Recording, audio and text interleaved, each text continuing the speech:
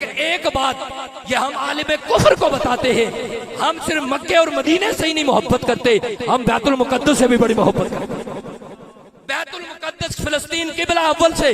ہم محبت کس لیے کرتے ہیں کہ میرے نبی نے 17 ماہ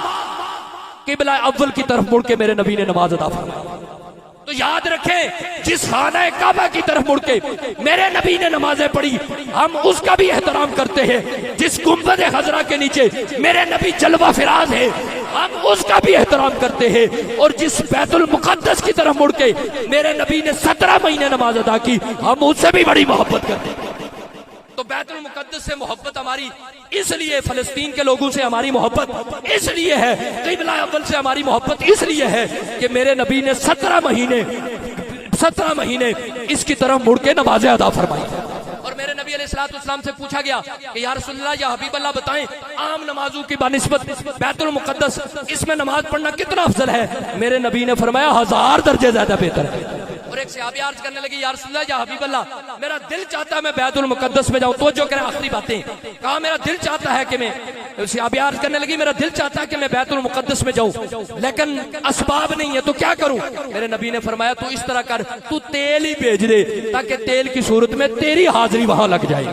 میرے نبی جہاں کے حاضری لگانے کا کہہ رہے ہیں، اور جب حضور علیہ السلام معراج سے واپس آئے نا تو حضور نے بتایا کہ میں نے مسجد اقصی سے مسجد حرام کا سفر کیا، تو جب میرے نبی نے یہ فرمایا نا تو وہ لوگ سوال کرنے لگے کیونکہ حضور نے اس وقت بظاہر بیت المقدس کو دیکھا ہوا نہیں تھا، قبلہ اول کو دیکھا ہوا نہیں تھا، آپ نے مسجد اقصی کو دیکھا ہوا نہیں تھا، تو وہ سوال کرنے لگے یہ بتاؤ جی مسجد اقصی کے دروازے کتنے ہیں، اس کے ستون کتنے ہیں، اس کے جناب کھڑکیاں کتنی ہیں، وہ کیسی ہے، ایسی سوال کرنے لگے کیونکہ حضور نے بظاہر اس کو دیکھا ہوا نہیں تھا۔ جب سوال کرنے لگے تو میرے نبی فرماتے ہیں جب انہوں نے مجھ سے سوال کیا نا تو اللہ تعالیٰ نے سارے جواب مجھے عطا فرما دی۔ ایک دوسرا فرماتے روایات میں ملتا ہے کہ نبی علیہ السلام نے فرمایا جب انہوں نے مجھ سے پوچھا نا جی کہ بتاؤ اس کے ستون کتنے ہیں، اس کی کھڑکیاں کتنے ہیں، اس کے دروازے، یا جو بھی سوال کرتے، میرے نبی نے فرمایا اللہ نے مسجد اقصی کو اٹھا کے میرے سامنے رکھ دیا، وہ مجھ سے جو سوال کرتے تھے میں دیکھ دیکھ کر اس کا جواب دے رہا تھا۔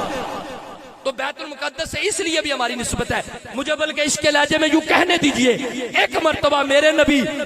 مدینے سے فلسطین میں مسجد اقصی دیکھنے گئے اور عشق کے لہجے کا جواب سنیے کہ میرا یہ عقیدہ اور عشق کہتا ہے، ایک مرتبہ مسجد اقصی چل کے میرے نبی کی زیارت کے لیے آئے،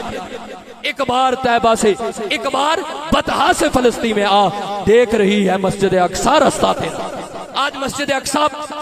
مسجد اقصی پہ یہود و ہنود کتنا ظلم اور کیا کچھ نہ کر رہے ہیں، اور فلسطین پر کتنا ظلم کر رہے ہیں، لیکن امت مسلمہ کے لوگ خاموشی میں اپنے منہ میں دہی دبائے ہوئے بیٹھے ہیں۔ یاد رکھیں میں اس پہ ایک بات اکثر کہتا ہوں، جب کشمیر پہ ظلم ہو رہا تھا نا، کشمیر پہ ظلم لوگ نہیں بول رہے تھے، جب انہوں نے اپنے گھر میں قبریں نکالی اور جناب ایک لاک ڈاؤن جیسی صورتحال تھی، لیکن اللہ نے پھر کورونا لایا اور کورونا کی صورت میں ایسے عذاب لایا کہ ہم چاہ کر بھی اپنے گھر سے نہیں نکل رہے تھے، ہم چاہ کر بھی نہیں نکل رہے تھے۔ آج سن لو جو فلسطین کے لوگوں کے لیے نہیں اٹھ رہے، ان کے لیے آواز بلند نہیں کر رہے، سوچو یہ دور کی بات نہیں، ایک وقت ہے کہ تم پر یہ بھی وقت آ جائے گا۔ اور میں اپنے کشمیریوں کو ایک پیغام دے رہا ہوں اس موقع پر، جو لوگ آج اپنے قبلہ اول کے لیے نہیں نکلے، یہ کشمیریوں کے لیے توجہ طلب بات ہے کہ جو لوگ آج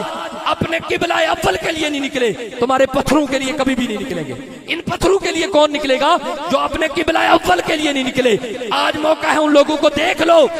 جو قبلہ اول کی حفاظت کے لیے نہیں نہ نکلے، وہ کبھی کشمیر کے لیے بھی نہیں نکلے، وہ اس وقت بھی راستے اور بہانے تلاش کریں گے۔ تو اباب ذکر فلسطین کے لیے جو آج نہیں نکل رہے، اب کافر سارے اکٹھے نہیں ہیں،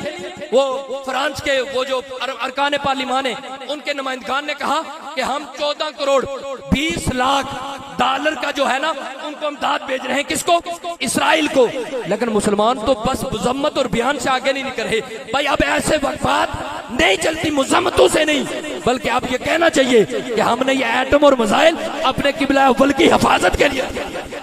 اب آپ ذکر آج جو چپ ہے نا ان کو گن لینا چاہیے اور انہیں چن لینا چاہیے کہ یہ لوگ جو کشمیر کے لیے نہیں اٹھ رہے، جو لوگ جناب والا فلسطین کے لیے نہیں نہ اٹھ رہے، کل یہ کشمیر کے لیے کبھی بھی۔ اب آپ اس لیے آپ کو چاہیے کہ آج دیکھ لیں اور آج وقت ہے کہ فلسطین کی مدد کے لیے ہم نکلیں، اور جو فلسطین کے لیے نکل نہیں رہے اور بات نہیں کر رہے، یاد رکھیں یہ کشمیر کے لیے کبھی بات نہیں کریں گے۔ اور فلسطین کے لیے بولنا، بیت المقدس کے لیے بات کرنا، یہ ہمارے ایمان کا حصہ ہے۔ اور جو اس پہ بات نہیں نہ کرتا، ہم اس پر شک کرتے ہیں کہ بھائی تو نبی کے نام کا کھائے اور نبی کے نام پر عزت کمائے اور نبی کے نام پہ سب کچھ تجھے ملے، اور تو جناب والا جب فلسطین کی بات آئے تو تو چپ ہو جائے۔ بھائی ایمان کا تقاضا یہ ہے کہ میرے نبی نے 17 ماہ جس کی طرف مڑ کے نمازیں ادا فرمائی ہے، ہم اس کی حفاظت کے لیے بھی بالکل۔ تو اب اس کر فلسطین سے اور نبی کے ہر جس سے نبی علیہ الصلوۃ والسلام نے نسبت میرے نبی سے جس کی بھی ہو گئی ہے، اس سے احترام کرنا، یہ عاشقوں کا تقریر ہے۔ اور عاشق ہر لحاظ میں فلسطین کا بھی بات کریں گے، اور عاشق ہر لحاظ سے ہر وقت میں اور ہر دور میں کوئی طوفان الاقصی کی صورت میں بات کرے گا، کوئی جمخم کے بات کریں گے، جب بھی بات کریں گے کائنات میں تو حضور کے عاشق کی بات کریں گے۔ تو اب ابھی ذکر آج موقع ہے، جس کے پاس جتنی طاقت ہے، جس کے جو بول سکتا ہے وہ بول کر، جس کے پاس کچھ نہیں وہ میری مائیں بہنیں بھی سن رہی ہیں، مصلی بچا لیں اور آج دعا کریں، یا اللہ قبلہ اول کو آزادی عطا فرمائے۔ یا رب العالمین، ہم یہ مانتے ہیں کہ ہم نے ان لوگوں کو سلیکٹ کیا